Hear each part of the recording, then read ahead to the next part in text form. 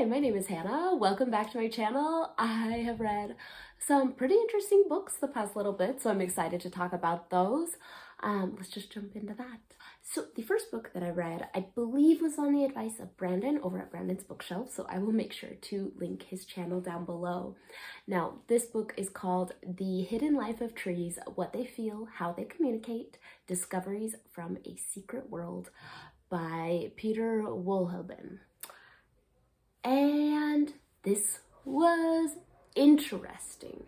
If you want to learn a lot about forests and how they're connected and how they work together, I think that it had a lot of great things and was written well and done well. Now, if you aren't interested in forests, maybe you won't find this as interesting. I thought, oh, okay, trees, sure, I'm interested. And I think I overestimated my interest level and I found myself just a little bit bored. But I think it was really well done. It was just personal interest was a little lower on this one. But super interesting, just, talking about nature and trees. It made me want to go take a walk through a forest, so that's a good thing. But it was just a little bit, not like memorable for me. So this next one was a recommendation from Nikki over at Red Dot Reads, so I will link her channel down below. And this was Miss Benson's Beetle by Rachel Joyce. And so this is following a woman in 1950s London, and she kind of just has a break one day and decides that she is going to go out to, New Caledonia, and find a beetle. And she searches for an assistant, sells all her things, gets all the stuff together, and she can't get a good assistant and ends up with this lady that's a little bit off. And they go off on this adventure to go find a beetle, a very rare beetle that nobody has been able to get samples of. I thought this book was such a funny adventure and such a fun, it was just like a delightful journey, just fun to watch. These two women figuring things out, going on an adventure of a lifetime, trying to be those, one of those great naturalists, but they don't really know what they're doing, and they learn a lot about themselves on the way. And her assistant, Enid, seems to have some sort of secret in her past, and you watch as that catches up to her. And I thought that this was really cute and was just, all the power of friendship and delightful, old, stuffy British woman figuring life out kind of thing. I enjoyed it a lot. It was a fun read. If you want a light, fun, interesting read, I didn't give it 5 stars just because some stuff in the end just wasn't quite what I wanted with the vibes of the book I was looking for, because I just enjoyed the light fluffiness of it. But still really fun. So for an excellent book, I read The Woman They Could Not Silence, One Woman, Her Incredible Fight for Freedom, and the Men Who Tried to Make Her Disappear by Kate Moore. Now, this was a ride. This is following the case of Elizabeth Packard in the 1860s, she disagreed with her husband on a few things and tried to speak out about it, and he had her committed to a mental asylum. And it follows her persistence that she is a sane person and that she kept moving forward through doctors who wanted to put her down, her husband who wanted to lock her up, and just her life. An incredible true story. I found it super inspiring, just her persistence and her ability to continue to do good in such difficult circumstances. I thought it was very interesting to look at maybe some parallels to current day and how a lot of times their opinions are discounted because they are told that they are crazy and that they are being too loud and that their opinions don't mean as much.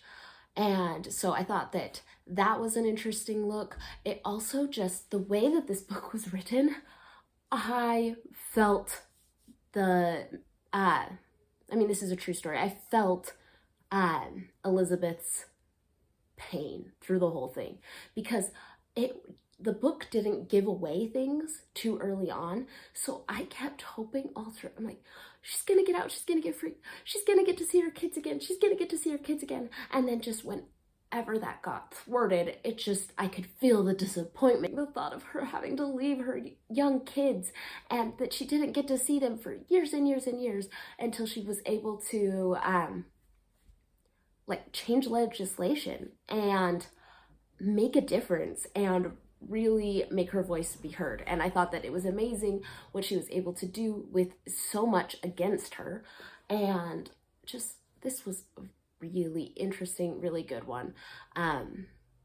Very much recommend. Very, like, I couldn't put it down. I had to make sure she was okay. I had to see if she could, you know, save people, and I loved it, and I learned a ton, and this one was just really, really good. And this last one was also a recommendation from Nikki at Red Dot Read. So hi Nikki, thank you so much.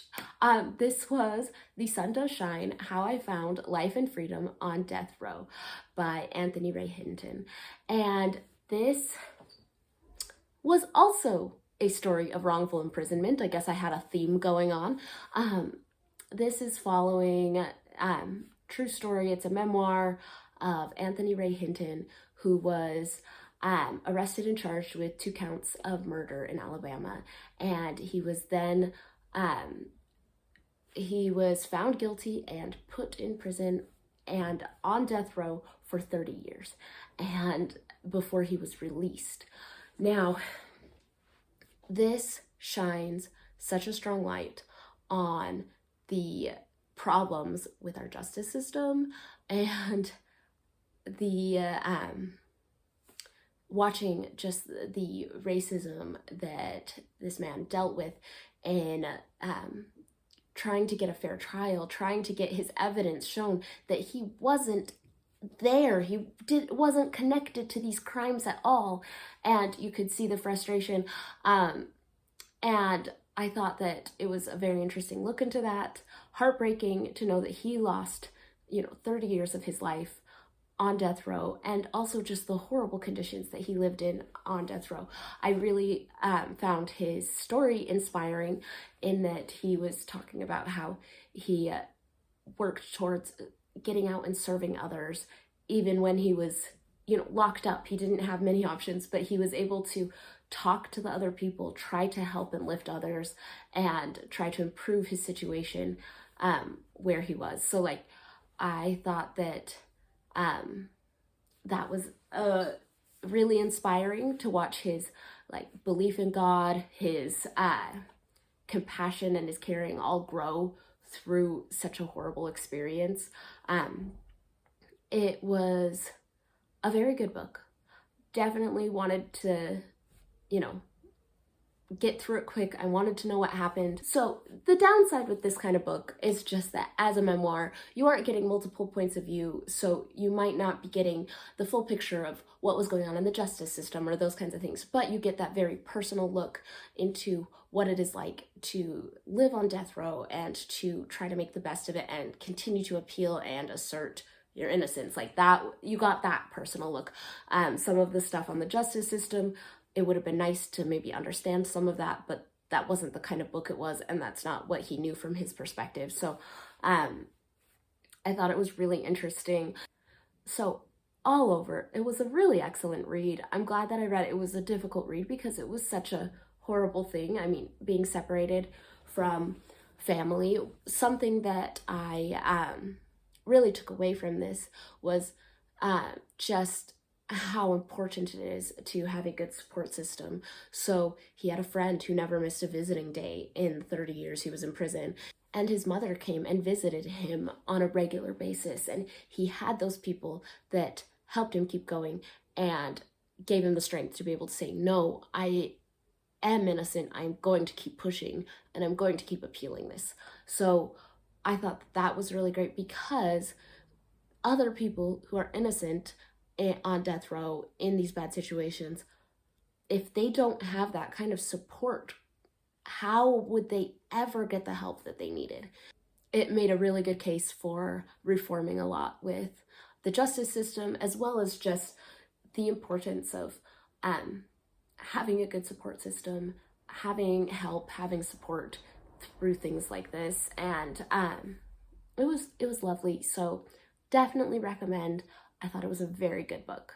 And that is it for the past week or so. If you have any thoughts or comments on these books, make sure to leave them in the comments down below.